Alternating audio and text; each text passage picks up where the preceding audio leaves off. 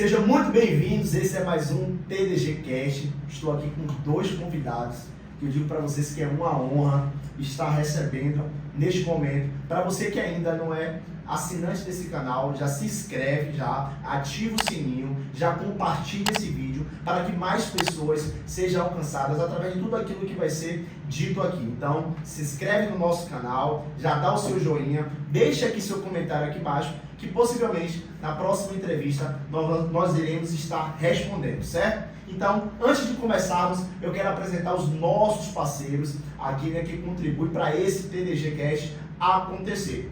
Primeiro estamos aí a Orloop, né, uma empresa, agência aí para as mídias sociais. Você que está precisando de alguma agência para cuidar das suas mídias sociais, de toda parte aí de marketing, é com a Orloop. Temos também a iWorld Prime, a loja que vende iPhones aqui em Salvador. Eu aconselho muito, tá? Pode passar por gentileza. Vecta Design, você está precisando de um design, dá aí uma repaginada no seu Instagram, Facebook, toda a parte aí de marketing, você também conta com a Vecta Design. Temos também a Global Distribuidora, para aqueles que precisam comprar peças de celulares, telas, baterias também aqui em Salvador. E claro, também o nosso amigo e parceiro Jonatas Oliveira, você que está buscando aí não só agora sapatos, mas também todo o vestuário, calça, camisa, cinto, você encontra hoje na Jonatas Oliveira. E também a Liancar, né, que é o clube de benefícios. Se você estiver precisando aí que não está assegurado, eu te convido a visitar aqui a Liancar para poder assegurar, ter aí o seguro do seu veículo. Beleza? Será que podemos começar aí? Quero aqui já de antemão me dizer quanto eu me sinto lisonjeado, né, de receber duas pessoas assim que eu admiro bastante, que Deus colocou no meu caminho, e é uma honra para mim poder estar aqui entrevistando essas duas pessoas. Que prazer! Para você que não sabe, todas as terças-feiras nós postamos às 8 horas. Toda terça-feira sai um episódio novo do TDG Cast. Então, se você quiser ficar ligado em todo o conteúdo que vai ser compartilhado aqui, mais uma vez, já se inscreve no nosso canal e já deixa já o seu joinha para que esse vídeo chegue mais para mais pessoas. Então, quero apresentar para vocês, sejam muito bem-vindos, Nixon e o pastor Fábio Brito. Que honra ter vocês dois aqui nesse TDG Cast. Eu já quero dizer que vocês não percam nada que vai sair desse TDG Cast, porque cada palavra que sair da boca desses homens vai edificar a sua vida. Sejam muito bem-vindos, Nixon, pastor. Como é que você se sente aí sendo convidado aqui para esse TDG Cast? Para mim é uma satisfação imensa, né? Agradecer o convite, me sentir honrado e espero que de alguma forma eu possa contribuir, assim, né, com o público que está ouvindo, com as pessoas que se identificam com o tema da teologia, da psicologia. Nós estamos aqui para construir, agregar e produzir resultado na vida das pessoas. Ótimo, ótimo, pastor Fábio, já segunda vez aqui, né? Como é que o senhor se sente? Para mim é uma honra. Como é que o senhor se sente estando aqui, mais uma vez conosco, abordando vários tipos de assuntos, e hoje eu quero extrair o máximo do Senhor. Que bom voltar. Deus abençoe a todos que estão nos assistindo, a nosso querido James aí na liderança, junto com o nosso querido Yuri. E hoje o tema é poderoso. Receber bem aí o nosso querido Nixon, doutor Nixon, homem da psicologia aqui, James. E hoje nós vamos discutir um tema poderoso. E eu estou ansioso, né? Para que a gente consiga desenrolar aqui um tema muito agradável, profundo. Se vocês estão ansiosos, imaginem. Mas antes de começar, caso vocês não conheçam, né? Aqui é o pastor Fábio, pastor líder aqui da nossa igreja, que fica situada aqui na Jorge Amado, no Imbuí. E o Nixon, por favor, Nixon, desculpa. Diga para o pessoal, se apresente, o que você é formado, o que você faz, a área que você exerce, como você trabalha e como você atua naquilo que você é formado. Por favor, diga suas formações acadêmicas e como você atua nelas. Pronto, quando eu era da Assembleia de Deus, eu fiz teologia, formei em teologia, fiquei um tempo parado sem estudar e aí me senti incomodado, né, para voltar a estudar. Quando eu voltei a estudar, eu procurei filosofia. Na verdade, eu queria ser professor de filosofia. Ok. Né? Mas nessa procura pelas faculdades, não fechava a turma, porque filosofia na época era um curso muito pouco procurado. E aí alguém me indicou psicologia, disse: você tem cara de psicólogo, você tem tudo a ver. E eu falei: vou lá, vou experimentar, e caso não der certo eu troco de curso, enfim. E eu fui. E logo no primeiro semestre me encontrei com as teorias de Freud, aí foi amor à primeira vista. Aí no caminho, né, fui desenrolando para outras teorias, enfim. E aí, concluí o curso, né, de psicologia, comecei a atuar logo, né, com a demanda crescente. Eu formei logo no início da pandemia, foi uma época realmente que teve muitas demandas. E aí eu fiz uma pós-graduação em análise de comportamento, psicologia clínica, e atualmente eu estou fazendo mestrado em psicologia clínica e da saúde. Gente, já viu que o negócio aqui, pastor? O homem é preparado, né? O homem veio preparado e a gente vai abordar assuntos aqui comportamentais, teológicos, né? Área da psicologia, tudo para você aí ser edificado. Pastor, por favor, nos diga aí qual a sua formação acadêmica e como o senhor atua hoje aí na sua área. Hoje eu sou servo de todos, né? A minha atuação é no serviço do ministério, mas a minha primeira formação é em teologia, é a minha formação por amor, bacharelado em teologia, depois me formei no bacharelado em administração de empresas, fiz 2 pós-graduações, uma na área de gestão de projetos e também de gestão de pessoas, e hoje exclusivamente trabalhando, pastoreando, palestrando, servindo a igreja local e também, obviamente, contribuindo através das mídias sociais, com conteúdos, etc. Mas o meu foco hoje é cuidar de gente, é pastorear, é fazer com que a vocação que Deus me deu ela seja plena. E hoje aqui vai ser interessante porque nós vamos tratar de comportamento humano, diretamente ligado nas nuances das emoções, onde a teologia e a psicologia ela tem muitas coisas que convergem e divergem. A gente precisa ver hoje aqui essa questão, essa linha limítrofe, né, do entendimento hoje dessas 2 vertentes, dessas 2 nuances, dessas 2 ciências e o quanto elas podem contribuir para que nós possamos ter um conteúdo de cura, de direcionamento, de respostas para muitas pessoas diante da demanda que a gente vive nos dias atuais. Então eu acredito que vai ser muito produtivo nesse aspecto, já que Nixon, além de ser um servo de Deus, um profissional da área de psicologia, mas também tem a formação teológica, isso vai ajudar a gente trazer ao máximo, extrair ao máximo, né, do conteúdo, do arcabouço psicológico, dentro das demandas que a gente tem na sociedade, né, e também dentro da igreja, né? E confrontando isso com a Bíblia, vamos ver como é que esse caldo aí ele consegue. Então, já que você entrou no assunto, eu já quero saber de vocês como é que caminha esse lado teológico com a psicologia. O que é que vocês dois acham de como impacta, né, a teologia na psicologia e qual é assim, as comparações que vocês usariam de que forma impacta e como elas andam juntas? Na opinião de vocês, eu queria saber de vocês de que forma esses 2 universos, né, caminham junto, por favor. Nixon, pode começar por gentileza, de que forma a teologia e a psicologia se encaixam, né? E de que forma você pode resumir aí, dentro daquilo que você conhece, que isso acontece. Pronto.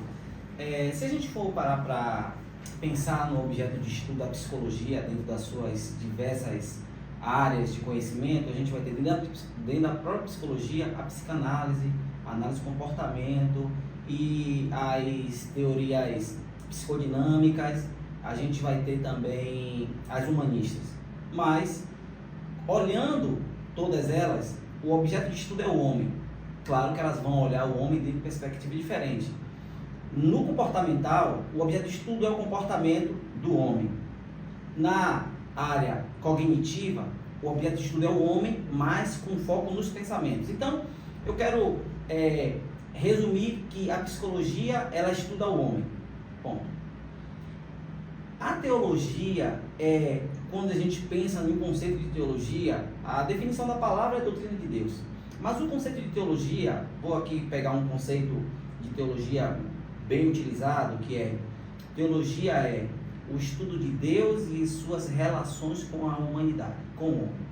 Eu acho que a falta de diálogo está entre as pessoas, não entre as ciências.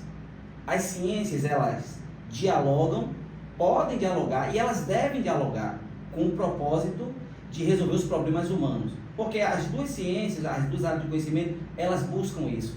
Tanto a psicologia, resolver problemas humanos, e tanto a teologia, resolver problemas humanos, especificamente do pecado. Então, elas podem dialogar. Eu acho que a divergência vai por parte das pessoas que não entendem a proposta, e aí tem essa rusga, essas celeumas, que ao meu ponto de vista pode ser resumida em poucas questões. Pastor Fábio? Eu acho que o caminho é esse. Nós estamos falando de dois polos, onde a gente tenta explicar o comportamento humano e as suas demandas através da psicologia, né? E a gente, através da teologia, a gente está falando sobre o comportamento de Deus. É a relação de Deus para com o homem, não vice-versa, né? Então, em linhas gerais, dentro desse norte que nós queremos dar aqui hoje, pensando nesse aspecto, a teologia ela aponta para Deus e a psicologia aponta para o homem, né? Porque em uma linguagem mais clara, não tem como você estudar Deus propriamente dito, porque o objeto de estudo Deus ele não é palpável. Você não consegue ver o comportamento de Deus dentro de uma caixa, né? Você não tem ele preso e analisá-lo da mesma forma como você tem a psicologia que você tem o homem, você tem o comportamento humano diretamente palpável, né? Mas a teologia ela trata dessa relação desse Deus junto à sua principal criação, que é o homem, né? Então não tem como dissociar Deus do homem, justamente porque a premissa da criação de Deus é o homem. Então o foco é como Deus ele trabalha na história para que este homem, em uma linha aqui obviamente cristã, né, protestante, bem afunilada, é a relação de um Deus que quer resgatar esse homem, né? Obviamente que as disciplinas da teologia elas vão abranger diversos aspectos, né? Nós vamos estudar anjos, nós vamos estudar Satanás, nós vamos estudar Jesus, nós vamos estudar o homem, inclusive, mas numa perspectiva divina, como Deus tem essa relação. E quando eu falo Deus, aí a gente já traz uma separação, porque Deus não é objeto de estudo direto, então a gente estuda aquilo que é mais próximo da sua revelação palpável, que é a Bíblia. Então o principal instrumento é a revelação através das Escrituras. Então a gente parte desse princípio, deixando claro que nós estamos falando aqui de uma visão teológica cristã, protestante, né, para que a gente tenha um norte específico dessa relação. A psicologia, nesse aspecto, ela concorda com o Nixon que a questão está diretamente ligada com as pessoas, os estudantes, os pesquisadores, né? Porém, tem um fato importante: a psicologia ela não trabalha no mundo metafísico, a psicologia não trabalha no mundo da fé, a psicologia não trabalha no mundo das ideias soltas. Ela trabalha com aquilo que é palpável, aquilo que ela consegue perceber, explicar, administrar, né? Gerir. Claro que quando você está diretamente ligado no comportamento, você vai ter que ter reflexão, você vai ter que ter muita pesquisa. Então, nessa linha limítrofe que acontecem as supostas divergências, né? Dentro da teoria, a gente vai falar um pouco sobre isso, né? E Nixon, com muita propriedade, pode explicar melhor. Quando você fala de comportamento, muitas vezes vai convergir com muito aquilo que a gente já viu na Bíblia, né? A gente começa a perceber que ninguém criou nada, ninguém criou as coisas do nada, né? A Bíblia vai trazer muitas coisas antes desses caras terem dito, escrito, que criaram, que foram os precursores. A Bíblia já dava demonstrações diversas acerca de alguns comportamentos. Mas eu acho que, Nixon pode falar depois, eu acho que a questão da rusga, né, a questão de algumas questões que podem trazer algum ponto de divergência, justamente quando a gente lida com aquilo que você não consegue mensurar, quando você não consegue. E já quando trabalhamos com as perspectivas teológicas, a gente foge disso. A gente precisa entender que a teologia nos leva para além de, a psicologia ela não vai levar você para além de, ela vai precisar ter aí algumas explicações, teorias comprovadas, né, para que você tenha uma sustentação daquilo que você está dizendo. Então, Nixon, como psicólogo, ele não vai poder direcionar alguém se não tiver uma linha de pesquisa comprovada, algo já experimentado, etc. Para a fé, não, irmão. Quando você vai para a teologia te leva para a fé, e para a fé ela está para além das explicações, né? Eu acho que aqui pode haver algumas divergências, né, nesse aspecto, e que talvez a teologia ela vai ter divergência com qualquer outra ciência neste aspecto, tá? Mas, considerando a riqueza do arcabouço psicológico, né, a gente entende que, se for bem percebido, ela muito mais ajuda do que qualquer outra coisa, né? Ela vem como um braço forte para trazer explicações lógicas né? E que de repente você vai substanciar isso nas escrituras. Então, eu acho que esse é o desafio da gente ter um equilíbrio dentro das ciências, né? É saber os limites que elas possuem quando você leva a comparação dela com a teologia. É essa a condição que a gente precisa estabelecer. Chega no momento, pelo que vocês falaram, que elas realmente há essa rusga, né? Porque a teologia, de certo ponto, ela vai determinar a fé como fundamento das coisas, e isso a gente não consegue apalpar, né? A psicologia, porque tem os fundamentos, tem estudos, e talvez chegue um momento que realmente vai convergir, que vai entrar em conflito. No mundo hoje, que os teólogos, né, pastor, estão sendo discriminados, que a teologia está sendo aí desprezada, tendo aí retirado o seu valor, de certa forma, pessoas que estudam, que se aprofundam acerca daquilo que está descrito na Bíblia, né, vale ressaltar. Como é que você acha que hoje as pessoas estão vendo a teologia, na sua opinião, que é um teólogo, dentro desse contexto que a gente está inserido, você também, Nixon, como é que hoje a teologia tem sido vista e por que isso acontece? É bom a gente deixar claro aqui, dentro dessa construção de saber, e nessa rodinha aqui de bate-papo, é que o nome teologia, ele precisa ser desmistificado, porque quando a gente pensa em teologia, a gente já remonta para a academia, né? A gente precisa pensar num contexto mais rasteiro, que a teologia é todo pensamento ou estudo acerca de Deus. Isso não necessariamente precisa estar numa academia, precisa estar num seminário. Quando o ser humano ele começa a pensar no transcendente, e seja ele o Deus bíblico ou qualquer outro Deus, de qualquer outra religião, ele já está fazendo teologia, né? Então essa relação do homem para com Deus, ela é natural da raça humana, né? Ela é muito natural. O que acontece nos dias atuais é que nós temos percebido que a sociedade ela começou a querer ter voz, e aí a gente precisa remontar um pouco para substanciar isso, é que a sociedade ela passa a querer ter voz e querer explicar as coisas e querer substanciar os seus comportamentos, afastando a parte de Deus, né? Afastando Deus, e quando eu falo Deus, normalmente afastando muitas vezes a religião, né? Porque quando a gente fala de Deus dentro da sociedade comum, a religião Deus está diretamente ligado a uma religião, né? Então, se a gente for lá para o século, a Idade Média em diante, a gente vai perceber que no decorrer da história isso já aconteceu, né? A Idade das Trevas, nós estamos falando de um período onde a igreja supostamente tinha voz, ela era que dava as explicações de tudo, né? E naquele período, tudo que se criava, tudo que era novo, a igreja tinha que ter uma licença, ela tinha a autonomia para dar a última palavra. E não era Deus que tinha a última palavra, mas a igreja. E aqui nós estamos falando da igreja católica, apostólica romana, né? Esse período é considerado um período medieval, um período das trevas, justamente porque o conhecimento era restrito aos clérigos, no sentido da área sacerdotal da igreja, né? Os leigos não tinham acesso às escrituras, né? Então todo o conhecimento estava diretamente ligado aos padres, aos sacerdotes, enfim. Passa esse período, a gente começa agora a querer o homem explicar todas as coisas. A gente entra num período onde a igreja ela perde um pouco do seu valor, porque muito aquilo que ela falava não se cumpria, a explicação começou a cair por terra através de outras experimentações, através de outras explicações. A gente entra num período onde o homem passa a querer ter a informação, a ciência começa a ter as respostas. A gente entra no período da filosofia, da sociologia, o período do iluminismo, né?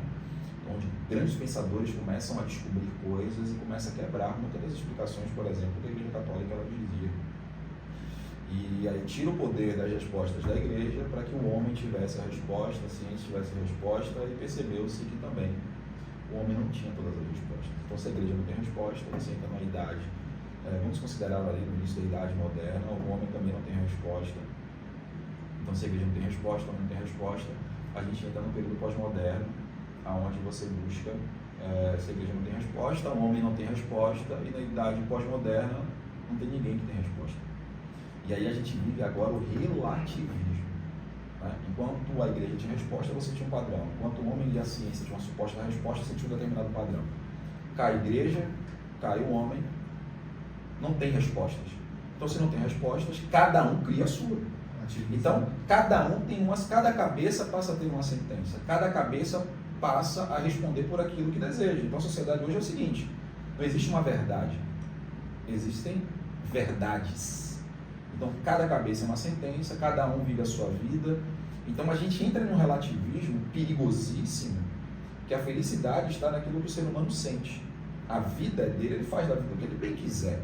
Não existe um padrão de moralidade, não existe um padrão ético. Então, cada um faz da sua vida o que quer. Sendo que nesses períodos, tanto na Idade das Trevas, no período da modernidade, querendo ou não, você tinha um padrão a ser seguido. Né? Hoje não tem padrão. Hoje você não tem essa condição de observar e dizer, vamos por aqui. Não tem. Hoje o relativismo impera. Isso é perigoso, muito perigoso, porque hoje a gente vê as bárbaras que estão acontecendo na sociedade. Você vê o padrão, e aqui a gente não está falando de religiosidade, está falando de um padrão social que não tem. Eu vou dar um simples exemplo, e aqui não estou falando de cristianismo, estou falando aqui de um padrão. As escolas, por exemplo, antes elas rezavam o Pai Nosso. Eu queria saber o que é que de mal faz uma criança rezar o Pai Nosso. Qual o mal que isso geraria na sociedade? Mas uma pessoa ela não é cristã. Tá bom, se ela não é cristã, ela não reza. Não tem problema.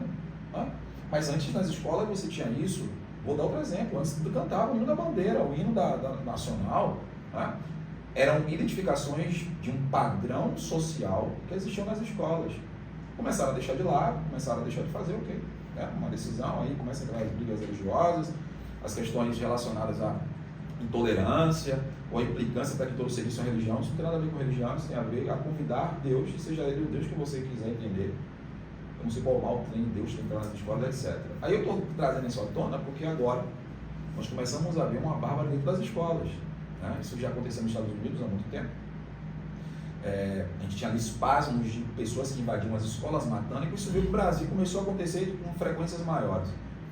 Agora a gente começou a olhar agora as escolas voltando a botar suas crianças para rezar. Estranho, né? Mas não era antiquadro, não era uma questão de influência direta de religiosidade, isso foi tirado. Por que está voltando com o padrão? Estão sentindo falta? Estão sentindo falta de algo sobrenatural, algo benéfico, né? Hoje, o James me mandou um vídeo, a gente estava conversando sobre isso, sobre a questão científica comprovada do que acontece no cérebro humano quando alguém ora. Cientificamente é comprovado que existe um benefício para todo ser humano que ora. Aqui a gente não está falando de orar a Deus, Jeová, bíblico, a oração, ela faz bem ao ser humano. Né? Então, ou seja, começaram a voltar para um padrão porque perceberam que a falta de padrão é maléfico. Né? Então, assim, óbvio que nós, enquanto cristãos, nós defendemos a família tradicional, nós preservamos com a tradição bíblica, mas tudo tem um fundamento, tudo tem uma origem, tudo contribui, tudo que está na Bíblia contribui para o bem do comportamento humano. E o tempo vai passando, o relativismo faz com que Deus saia de cena. Então, se na idade das trevas a igreja sai de cena, na modernidade o homem sai de cena, na pós-modernidade não tem cena. Só que é relativo tudo hoje, mas também é uma oportunidade da igreja se posicionar. É uma oportunidade para os teólogos, para os estudantes da Bíblia, começar a mostrar o benefício que o conhecimento das Escrituras traz. As respostas que a Bíblia pode trazer, benéfica para a sociedade. Ninguém é obrigado a acreditar na Bíblia. Ninguém é obrigado a ser cristão. Mas é inevitável você discutir os benefícios que os conhecimentos bíblicos trazem para a sociedade. Né? A gente não está falando aqui de radicalismo, a gente não está falando aqui de um proselitismo religioso. Estamos falando de um processo de construção, de um conhecimento das Escrituras que traz benefício para o ser humano diante das nuances da vida. Né? Então, o momento de crise aperta, a gente começa a ver as pessoas a gritar por Deus. Quando o negócio aperta, a gente começa as pessoas clamando por aquilo que os teólogos já falavam. Se nós formos para a Escritura, nós vamos perceber algumas coisas. O profeta Osés já falou que o meu povo perece porque lhes falta conhecimento. A Bíblia já asseverava isso. E aqui povo é povo na totalidade. Né? É a criação de Deus que por fugir, por sair, por não querer as Escrituras já sofriam. Então, uma sociedade que rejeita os teólogos diretamente, ela também está rejeitando o Deus que os teólogos apresentam, né?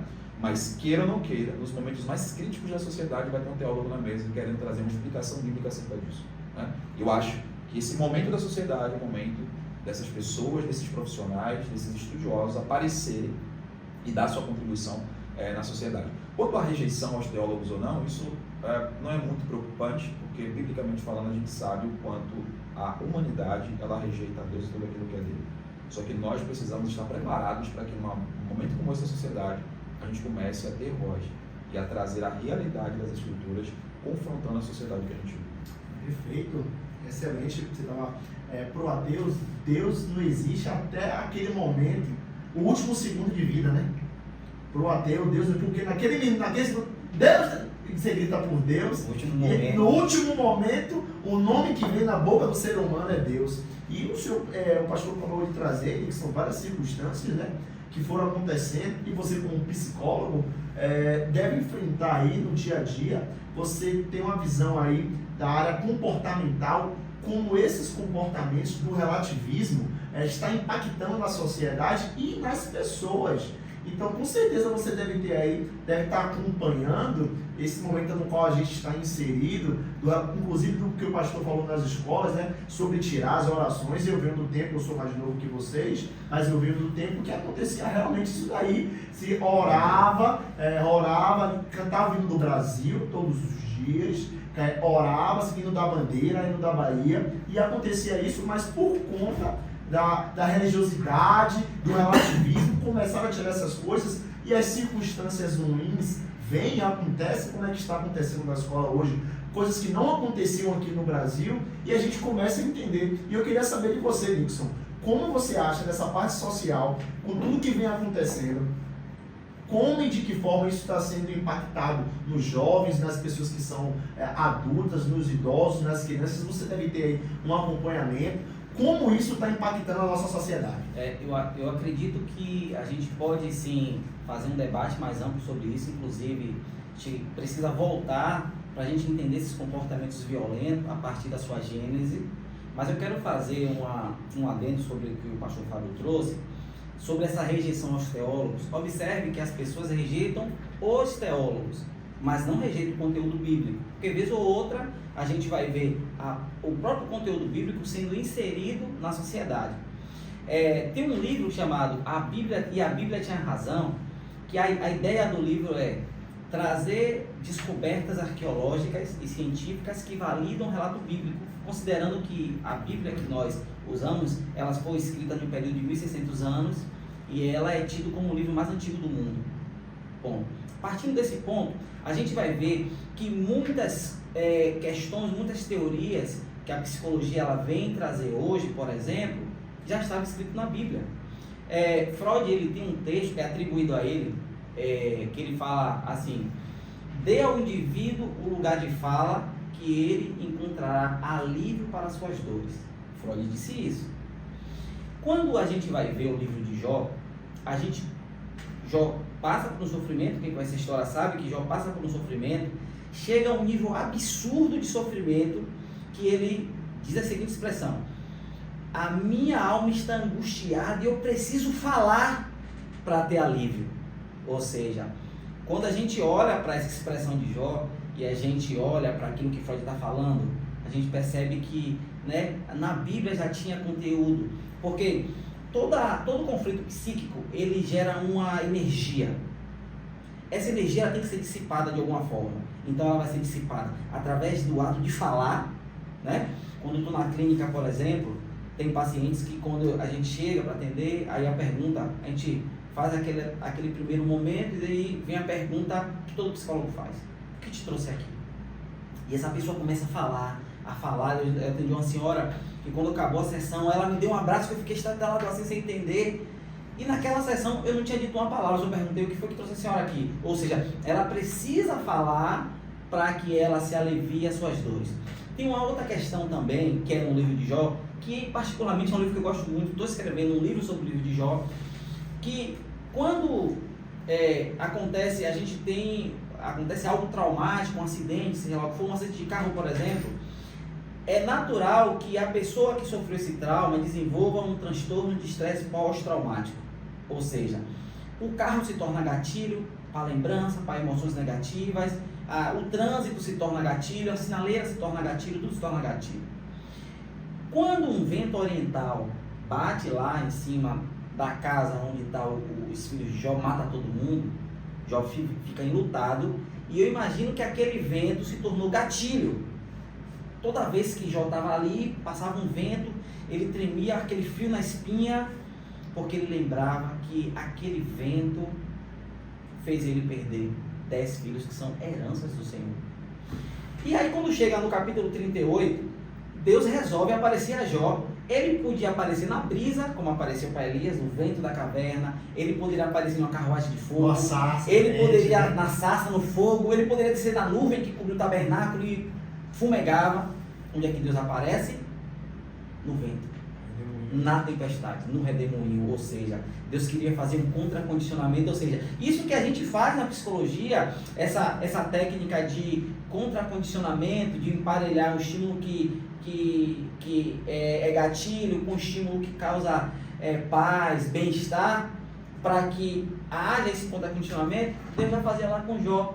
E aí hoje a gente faz achando que talvez revolucionou Pavlov, né, que é o criador dessa disciplina sistemática, não, Pavlov foi o criador. Deus já fazia disciplina sistemática há muito tempo. Então quando eu falo, as pessoas, elas rejeitam as pessoas, não o conteúdo, porque o conteúdo está claro que ele serve à sociedade de uma forma muito positiva.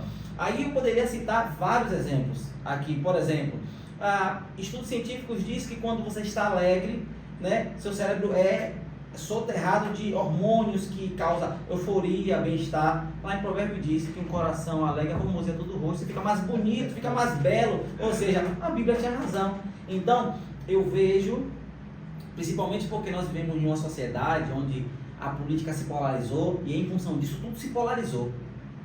Então há uma rejeição àquele grupo que não fala a mesma língua. Ponto. Mas ao conteúdo bíblico, vira e mexe, você vai ver que tem pessoas que vai validar alguma coisa da Bíblia, vai buscar o texto bíblico, porque a Bíblia, ela serve à sociedade. Os princípios bíblicos, ela falam de vida, de princípios eternos. Então, volto a falar, as áreas, elas podem e devem dialogar. Eu acho que a rejeição é só as pessoas. A gente chegou a um ápice da humanidade que a gente não consegue ver mais o ser humano como o próximo e como o outro. Quando a gente vê como o outro, a gente vê como o rival. Mas se a gente parar e olhar o que a Bíblia diz, olhe o outro como o próximo, aí essa rivalidade eu acho que tende a ser dirimida. Só um ponto interessante aqui, ó, só para o pessoal entender, né? A fala de Nixon está diretamente ligada ao envelopamento da mensagem. É um envelope. Então, olha só, quando o Nixon fala assim, ó, a sociedade ela pode rejeitar as pessoas que representam, como os teólogos, etc., mas elas aceitam o conteúdo ele é envelopado. Porque assim, para dar um exemplo lógico, se a sociedade recebesse a mensagem de qualquer jeito, não caberia a mais ninguém das igrejas. Todas as igrejas estariam lotadas. Né? Considerando que o conteúdo bíblico ele é aceito diretamente, as igrejas estariam lotadas. Mas por que elas não estão? Porque elas são envelopadas e entregues de uma forma contrária, que não dialoga com respeito, não dialoga com a forma que as pessoas deveriam entender essa mensagem. Então, quando a gente pega esse exemplo que Nixon deu acerca da forma que os psicólogos atuam hoje, e que Jó, Deus já dava uma demonstração de tratamento lá atrás, significa que se essa mensagem, como esse exemplo, né, como outras mensagens fossem passadas desprovidas de interesses exclusos, desprovidas de vaidade, desprovidas de interesses políticos, essa mensagem ela teria uma entrada maior. Vez ou outra você consegue conversar com alguém que fala assim, ó, a gente chega, as pessoas sabem que nós somos cristãos, né? A gente chega lá e conversa com elas nos ouvem com uma certa resistência ou não, considerando aquilo que a gente carrega enquanto crente, né? É diferente de alguém que não sabe que nós somos cristãos, a gente começa a dialogar E dentro do diálogo, ela descobre. E vez ou outra você vai ouvir alguém falar assim, você é crente? Rapaz, nem parece. Por que você nem parece? Porque se você fala diferente, você trata diferente, se comporta diferente, você não é agressivo, você não rejeita, né? Você tem um trato. E a gente percebe que às vezes os crentes são meio bitolados, meio radicais, né? Gostam de excluir, etc. Então assim, eu acho que tudo está diretamente ligado a como você envelopa a mensagem. Eu concordo com o Nixon, sim, nesse aspecto, mas a igreja, ela tem, a igreja, os estudiosos, enfim, a gente tem muitas diferenças de como esta mensagem ela é liberada, de como ela é entregue, isso é envelopamento, né? De como a gente está considerando aquela pessoa que precisa ouvir essa mensagem, que às vezes através da ciência, através de uma abordagem de um psicólogo, de um sociólogo, de um antropólogo, de um médico, por exemplo, no vídeo que eu acabei de citar, sobre a questão do poder da oração neurologicamente, as pessoas começam a entender Deus dentro de um viés que não tem nada a ver diretamente com a Bíblia, está falando de um viés ali científico. Aí quando você aborda as teorias, você fala, a teoria diz isso e tal, aí a pessoa fala, pô, que bom, então você fala assim, mas no final, isso aqui, a Bíblia já dizia. Fala, caramba, é verdade? Olha a forma como foi envelopado, olha a forma como ela foi entregue. Então, eu acho que é um grande desafio, e isso converge muito com o que o Nixon falou, quando você fala de diálogo, como nós vamos transmitir esta verdade para este tempo de forma que o outro consiga entender. Desprovido de qualquer tipo de preconceito, desprovido de qualquer tipo de vaidade, né? Mas qual o objetivo final da coisa? É que o outro entenda, né? O princípio da comunicação, é o princípio da exposição. É você fazer de tal forma com que o outro receba, entenda a mensagem. Então, acho que o grande lema está aqui. Né? A grande questão, ela envolve essa questão de como a gente envelopar essa mensagem para que o outro seja alcançado. Perfeito. Vivemos num tempo, né? Aproveitando o que vocês estavam falando, em que a Bíblia já nos descreve aquilo que vai acontecer. E vemos muitos sinais, né? Vemos muitos sinais, irmão contra irmão, pai contra filho. A Bíblia já diz exatamente aquilo que vai acontecer. E olhamos para esse contexto, sabemos o que vai acontecer, mas como é que a gente pode se comportar dentro dessa circunstância que já está predita por Jesus, por Deus, que vai acontecer? A Bíblia diz que no passado tempo o amor de muitos vão esfriar. Então, as condições a cada dia vêm piorando e a gente já sabe o destino que isso vai acontecer. Então, para o pastor que é teólogo, você também que é um estudioso, como a gente, na opinião de vocês, e quem está assistindo, como a gente como igreja, porque eu percebo que a religião levanta paredes, né? A religião levanta paredes e separa. E os maus exemplos são tidos como referências. Nem sempre os bons exemplos falam assim, rapaz, realmente. Porque é muito mais fácil, nem qualquer área é assim, né? Em qualquer área é muito mais fácil você criticar, uma pessoa errou, e aí você já toma como referência aquela pessoa, não, a religião daquela igreja que aconteceu isso não presta para mim.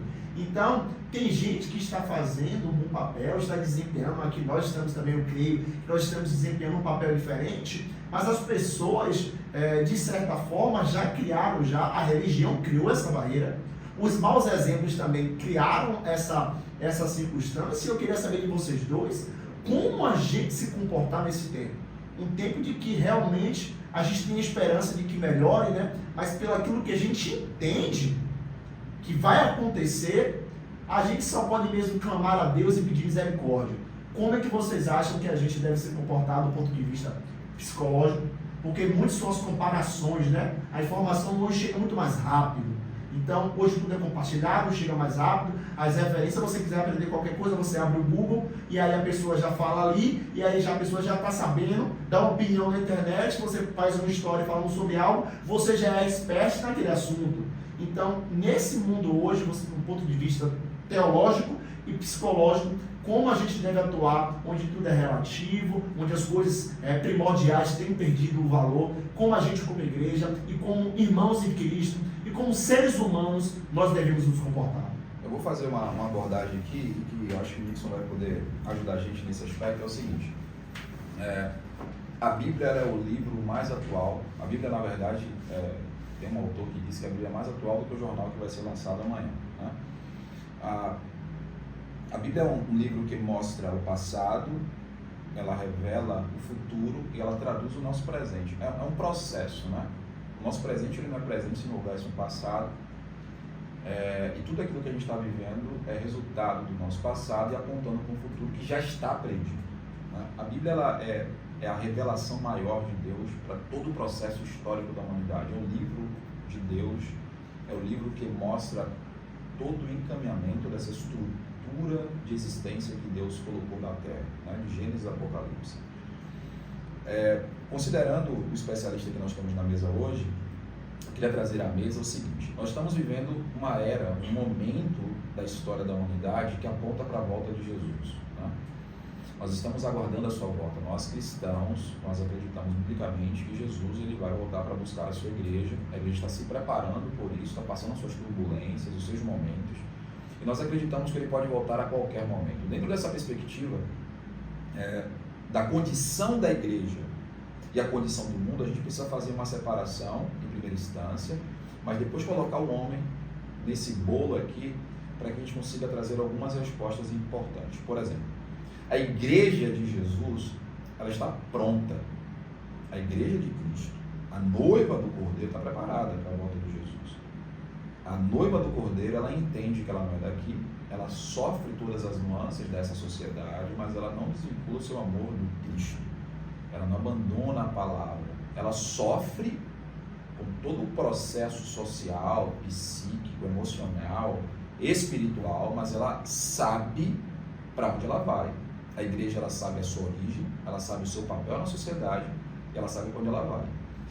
A igreja é aqueles que foram resgatados do pecado, entenderam o sacrifício de Jesus na cruz e sabem que nesse mundo terá aflição, mas a instrução é que ela tenha bom ânimo e que ela vai vencer esse mundo.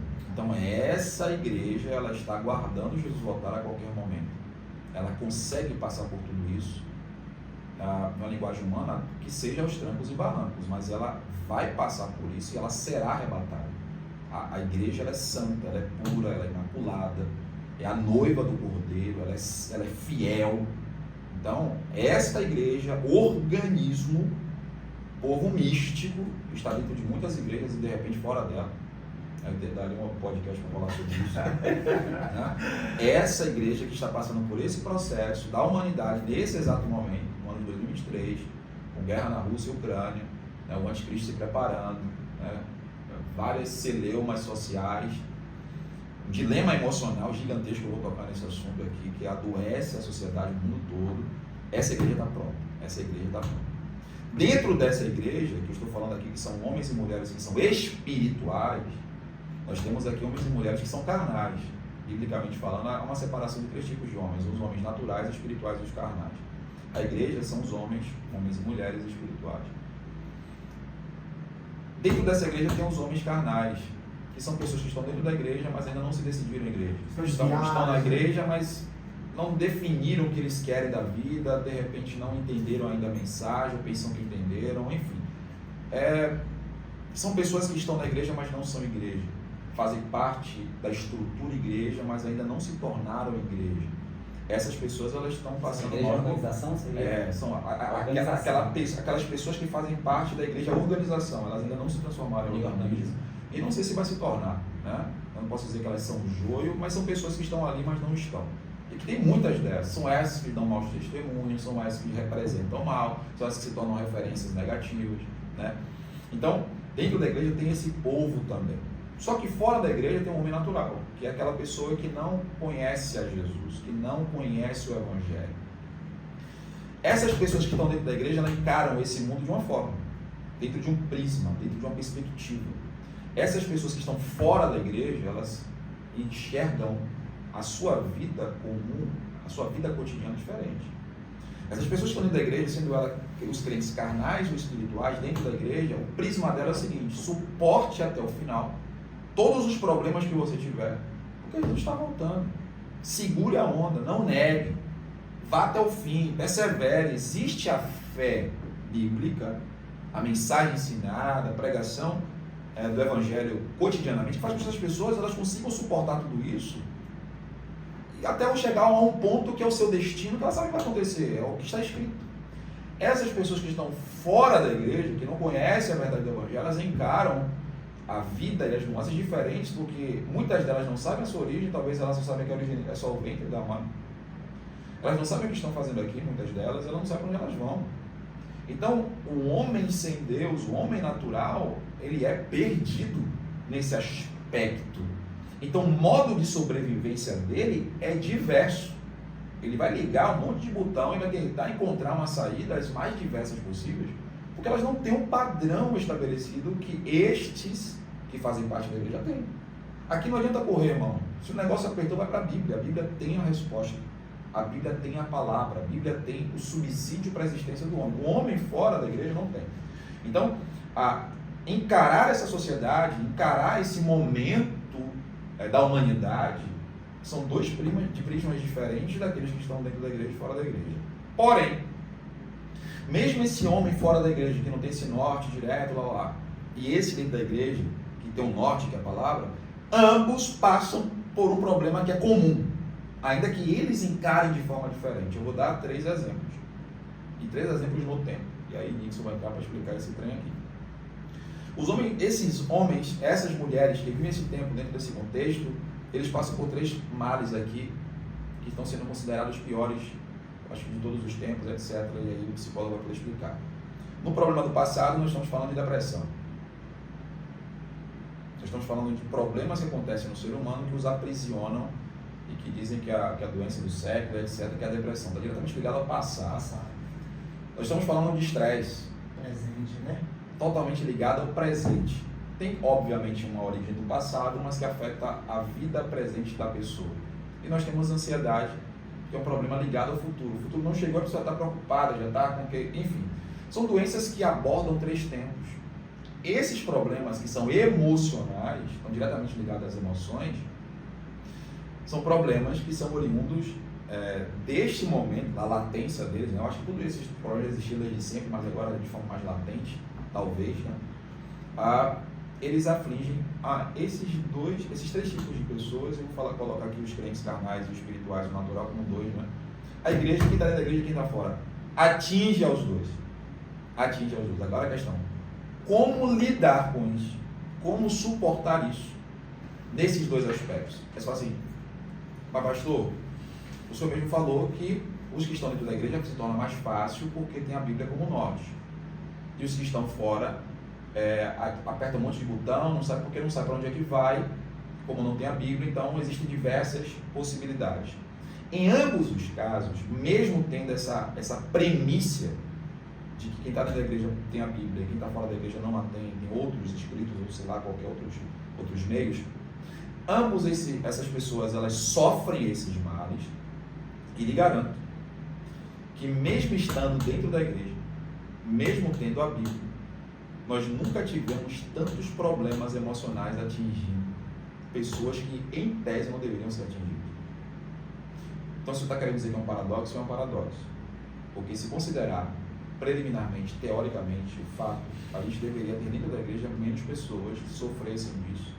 Eu não tenho dados, mas como eu vivo dentro da igreja, eu percebo que é avassalador e absurdo o número de pessoas que sofrem dentro da igreja com depressão, estresse e com ansiedade dentro da igreja. E obviamente que fora da igreja você tem também um número muito grande, né? Então, dentro dessa perspectiva desses males que cercam, que atingem essas 2 classes de pessoas, a gente tem um desafio atual. Como a teologia ela pode ajudar essas pessoas que estão dentro para que elas descubram dentro de uma essência que já é inerente a ela, já é inerente ao povo, já é inerente a ele. Como lidar com isso dentro da igreja? E como nós, enquanto detentores dessa palavra teológica, né, da Bíblia, esse conhecimento de Deus, podemos contribuir com aquelas pessoas que também estão fora da igreja, de alguma forma, para que possa trazer uma resposta para isso. Já lhe garanto, com experiência própria, é um desafio gigantesco. Não é fácil lidar com isso. Obviamente que eu vou dizer aqui alguns caminhos que eu tenho utilizado em gabinete pastoral, em aconselhamento para essas nuances, esses problemas graves emocionais. Mas eu gostaria que Nixon falasse um pouco sobre isso, porque é muito a área dele, é a área de especialidade dele. Mas já vou deixar aqui só alguns exemplos. Eu tenho gente dentro da igreja que tem décadas de fé, de caminho com Deus e que estão definhando a depressão. Pessoas que estão dentro da igreja há muito tempo, com a maturidade espiritual e sofrem de ansiedade depois de certo tempo de andar, de caminhada com Deus. Por que isso acontece? Né? Porque essas coisas também aprisionam aqueles que, em tese, não deveriam ser aprisionados. A gente vai perceber algumas coisas, eu vou entrar depois. Mas eu gostaria que Nixon entrasse nesse aspecto, porque é objeto de estudo, literalmente, da psicologia, né? Nesse aspecto, para que a gente desse um desenrolar mais poderoso quanto a isso. Porque crente sofre, crente passa por estresse, crente passa por ansiedade, crente passa por depressão, não é demônio, né? É demônio, não é. Pode até ser, não posso dizer que não, mas tem coisas que pode ser sim, mas lhes garanto que a maioria das vezes não é demônio. Né? Alguns casos que...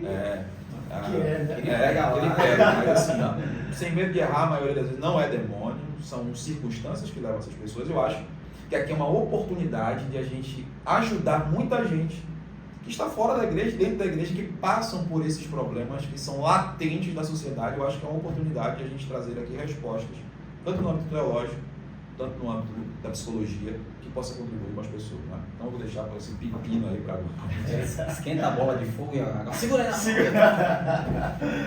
Mas vamos lá, para a gente entender a questão, esses problemas, obviamente, sempre surgiram, né? Sempre, hoje eles ganham notoriedade, sobretudo por causa, inclusive, desse veículo de comunicação. Mas a gente precisa considerar onde é que tudo começa. Onde é que tudo começa. Uma vez eu estava falando sobre suicídio, e aí eu discordei do palestrante que estava lá, estava debatendo, e eu acho que essas campanhas que a gente faz, todo o Setembro Amarelo, ela não resolve o problema, porque trabalhar com prevenção é você atacar a gênese do problema, a causa, ponto. Quando uma pessoa está pensando em suicídio, tá com problema de depressão, a gente vai lá, faz a conscientização, mas as causas, as variáveis pelas quais o problema foi instalado, começou antes. Então a gente precisa atuar aqui, anterior, para que a conta não se desdobre aqui. Porque o suicídio é efeito colateral disso que já está instalado. E aí eu pergunto, onde é que começa o problema da humanidade? Na família. É aí a causa de todos os problemas. Quando eu falo que a família, por exemplo, quando a gente estava fazendo estágio, a gente vai atender as pessoas e a gente passa por uma espécie de uma terapia de grupo. E a professora na época pediu que nós trouxéssemos um objeto que fosse representativo, significativo. E aí no dia da dinâmica, eu não levei nada, essa foi minha demanda, porque eu não tenho apego a coisas materiais. Eu tenho dificuldade, eu não tenho um objeto, um amuleto, uma correntinha, sei lá, não levei nada. Teve um amigo, né, que levou uma camisa, porque foi a camisa que ele comprou logo com o primeiro salário. Aquela camisa ali representava para ele libertação, autonomia e tal. 10 pessoas tinha no grupo. Tinha eu que não levei nada, tinha esse amigo que levou essa camisa, né, camisa pequenininha, quadriculada de São João ainda. E as 8 pessoas que estavam lá carregavam um objeto em si, que esse objeto simbolizava um trauma do seu familiar. Ou seja, o local onde deveria ser vetor de saúde mental está sendo um vetor de sofrimento. E aí quando eu falo a família, por exemplo, hoje em nome do bem-estar de uma criança, o pai e a mãe não quer que o filho se estresse, se aborreça, em nome desse narcisismo, eles começam a dar tudo. E a coisa mais louca que o pai pode dizer ao filho é: eu vou dar ao meu filho tudo que eu não tive. Super proteção, super... E aí, o menino não aprende a se frustrar, a negociar, não aprende a gerenciar aquelas emoções que vêm quando ele recebe o não. lidar com isso, né? Ele não aprende, porque todas as vezes que ele tem esse limite de frustração, aí o pai vai, protege. Ah, é porque a professora falou alto com o menino, aí o pai vai lá, né, tirar a satisfação com a professora. Pronto, esse menino vai crescendo nessa sociedade e quando chega na adolescência, a namoradinha diz, não quero você. E aí ele experimenta o primeiro esquema de frustração. Como ele não aprendeu a gerenciar, o pai não ensinou, o que ele vai fazer? Ele vai se cortar, ele vai deprimir, percebe? Ele vai patologizar. Então quando eu vejo essa população doente, e aí quando chega na clínica, que a gente vai para as matrizes, né, para as contingências matriciais, onde tudo começou, são crianças que foram abusadas, são crianças que foram violentadas, e aí uma criança que é violentada, que é abusada, que é mimada lá, vai ser um adulto problemático para a sociedade hoje. Então, essa sociedade altamente problemática, como foi colocado, né, uma sociedade que vive ou no passado, deprimido, ou no presente, estressado, ou no futuro, ansioso. Quando a gente vê esse quadro e que a gente olha para as contingências matriciais, a gente vê onde é que está a gênese do problema. Como é que resolve o problema, pastor? É você fazer um trabalho forte aonde começa o problema. É na família, é no pai, é na mãe.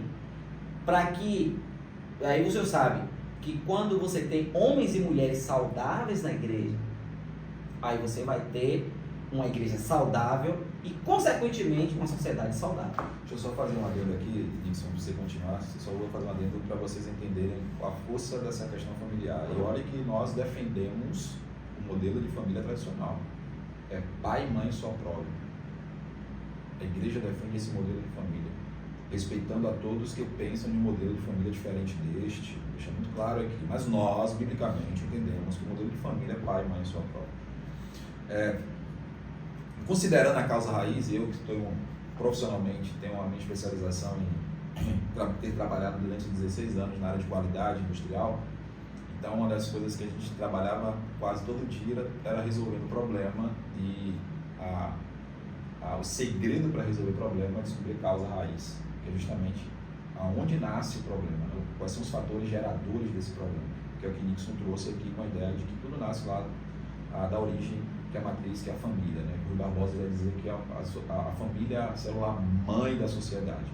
Por ser célula mãe, é de lá que nasce o que é bom, gera o que é bom, também é de lá que gera o que é danoso. E família aqui é presença. Família aqui é lidar com presença, é pai e mãe presente. O que é pai e mãe presente? É pai e mãe instruindo, educando, fazendo parte deste processo de crescimento do indivíduo. De maneira assertiva, né? Assertiva, mas quando eu falo presença... Ou efetiva. A ideia de assim, não é simplesmente, o presente aqui não é simplesmente o pai estar lá, ou estar lá fazendo qualquer coisa. Porque alguém pode dizer assim, mas eu estou sempre em casa, eu estou sempre dentro da minha casa. Estar dentro de casa não significa estar presente. Estar dentro de casa não significa agir assertivamente. O camarada e a mãe e o pai podem estar dentro de casa, mas usando droga, vira nas costas, no celular, trabalhando muito dentro de casa, e a criança está lá largada, deixa dentro do quarto, acessando a internet, jogando meio mundo de jogo, aprendendo o que não fazer quando tiver problemas, porque quando crescer ela vai ter problema, vai saber o que não fazer e ela acaba fazendo, né? Quando eu falo presente, é presente no sentido mais amplo da palavra, presente com um arcabouço, um conteúdo educacional, espiritual, social, que dê o subsídio básico para que aquela criança seja um cidadão de bem, se desenvolva, né? Um cidadão de bem, dentro de pilares morais e éticos. A gente obviamente que vai defender que o berço de tudo está na Bíblia, mas não, se tratando de uma condição geral, óbvio que a espiritualidade, que Deus sempre vai estar acima de tudo de todos, mas se uma família que tem uma linha tradicional de educação moral e ética, sem conhecer diretamente a Bíblia e ensinar aos seus filhos o caminho correto, essa pessoa vai se tornar de bem e fala assim, por que, pastor?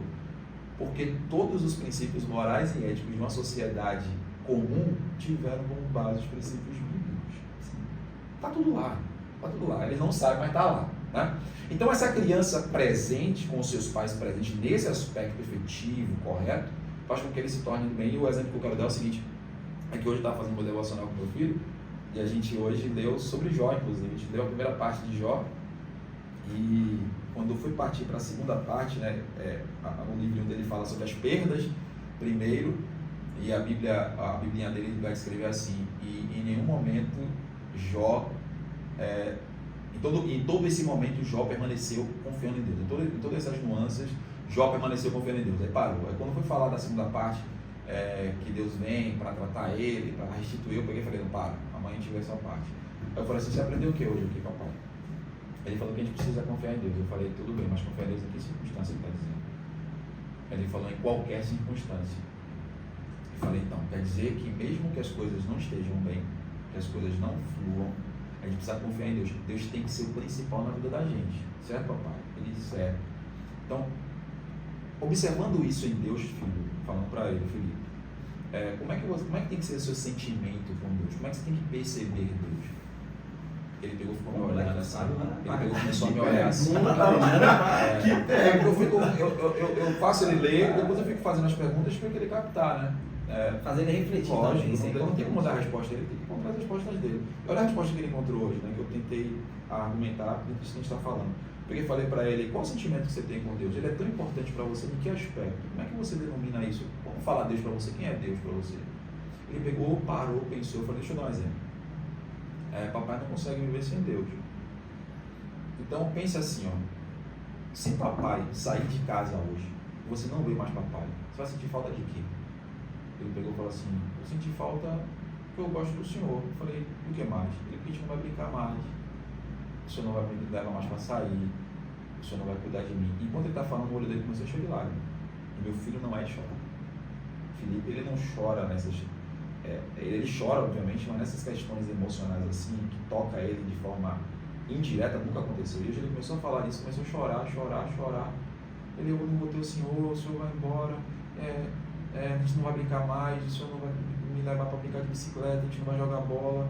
E o Uri começou a chorar. Aí ele falou: eu estou até chorando, pai. Eu falei: você entendeu porque a gente deve confiar em Deus? A gente não confia em Deus simplesmente porque deve confiar. A gente confia em Deus porque a gente tem essa relação com Ele de não querer perder.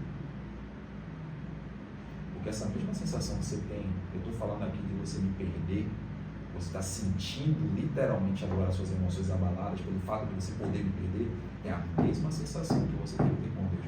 E na vida de uma criança, a relação que ela tem de Deus é uma relação direta da imagem que ele tem no pai dele. Eu estou trazendo essa associação da relação que o homem tem com Deus e que pode ser prejudicada por causa de um problema relacional que a criança tem com o pai, para dizer para todos que estão nos assistindo que o problema é uma sociedade que não tem os pais como modelos, como exemplo, como presença de instrução, faz com que essas crianças percam a referência, não sabem como lidar, porque não foram ensinados, e que a família que não ensina, a sociedade erroneamente vai ensinar. Ela cresce com um vácuo, e nesse vácuo a gente sabe que muitas coisas errôneas entram e podem ter os sinais.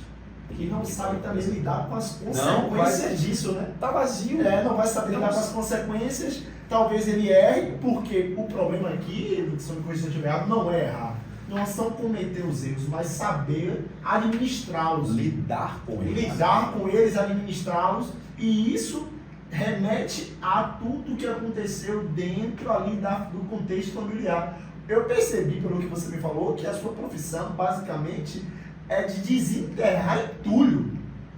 Me corrija se eu estiver errado, porque você vai ficar buscando ali aquilo que aconteceu.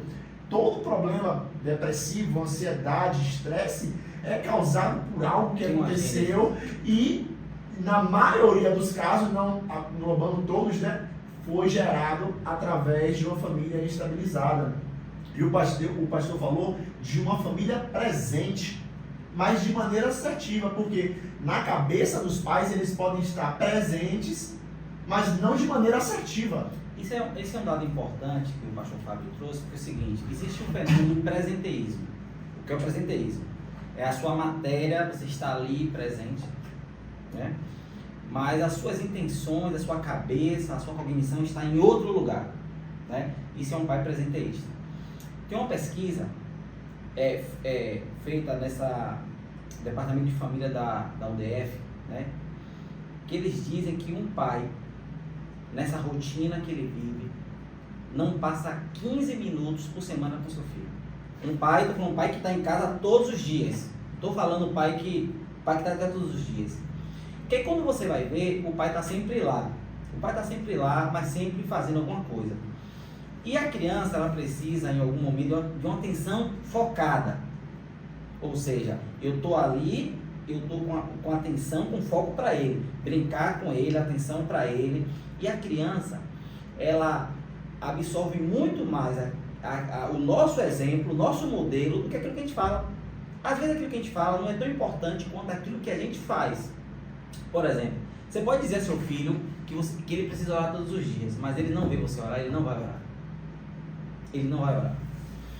Então, quando a Bíblia diz, aí eu vou entrar no campo de pastor Paulo, quando a Bíblia diz, ensina o menino o caminho que deve andar, não está mandando você levar ele para a igreja. Ensina o menino o caminho que deve andar, implica em eu andar no caminho com o menino.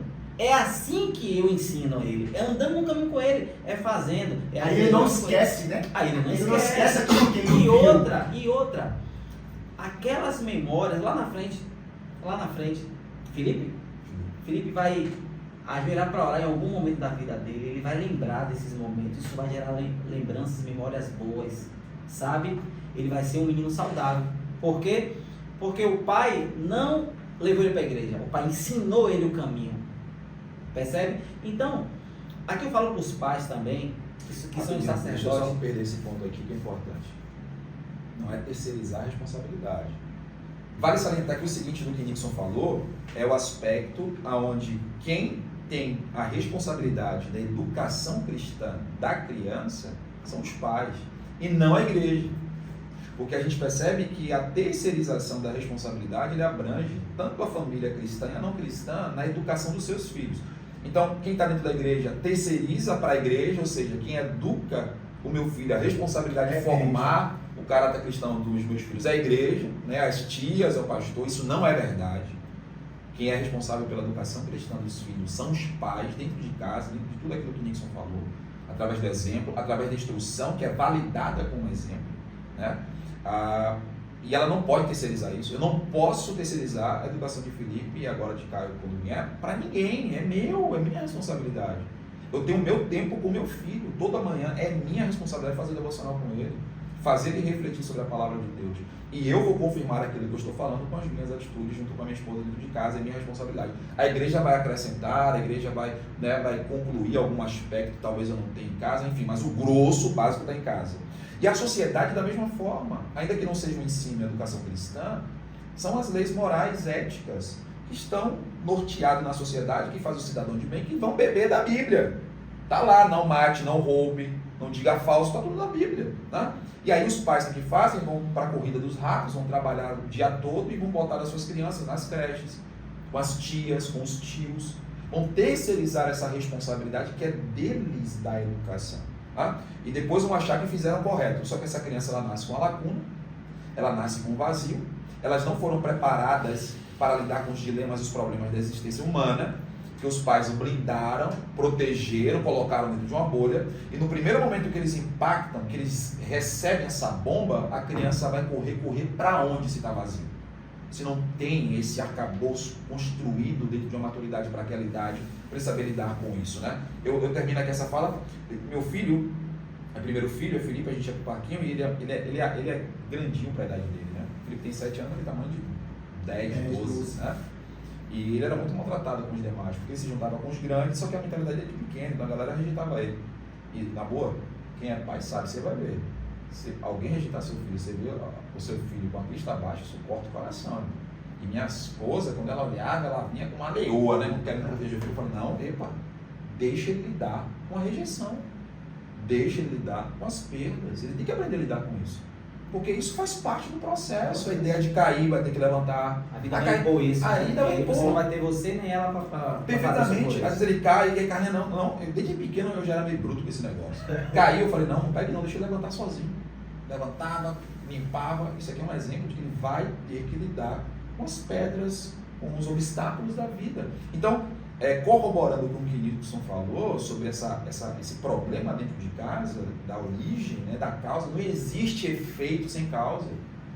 E a gente tem que saber lidar, e aqui a gente já está dando já uma parte da resposta, é que a solução está dentro de como você, enquanto indivíduo, que é gerador da próxima geração, que são os pais, lidam com essas crianças. E agora a gente vai ter agora essa loucura, que é um monte de adolescente entrando nas escolas e deteriorando tudo, matando um mergulho de gente.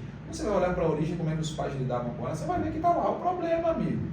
E a conta está chegando agora de uma geração que está desprovida de acompanhamento, de educação doméstica, distante dos princípios básicos de uma sociedade que um dia teve a igreja como centro, se perdeu, teve o homem como centro, se perdeu e agora não tem centro. Hoje o relativismo faz com que essa geração ela seja levantada na sociedade sem base alguma e está trazendo agora à tona o resultado, a conta que nós estamos aqui para pagar. Né? Você vê, agora a gente entrando dentro do contexto espiritual, eu queria saber de vocês, na opinião de vocês, como as forças malignas agem dentro da família. E se você quiser saber qual foi a resposta e muito mais daquilo que vai ser compartilhado, eu aconselho você a acompanhar a segunda parte que vai ser disponibilizado na próxima semana. Eu creio que sua vida vai ser edificada, sua família vai ser edificada através desse podcast. Então você não perde, já se inscreve no nosso canal, já compartilha esse vídeo para o máximo de pessoas que esse assunto você possa entender, que vai ajudar. Já se inscreve no canal, compartilha, deixa aqui o seu joinha e o seu comentário e as suas dúvidas que você aprendeu sobre esse podcast, certo?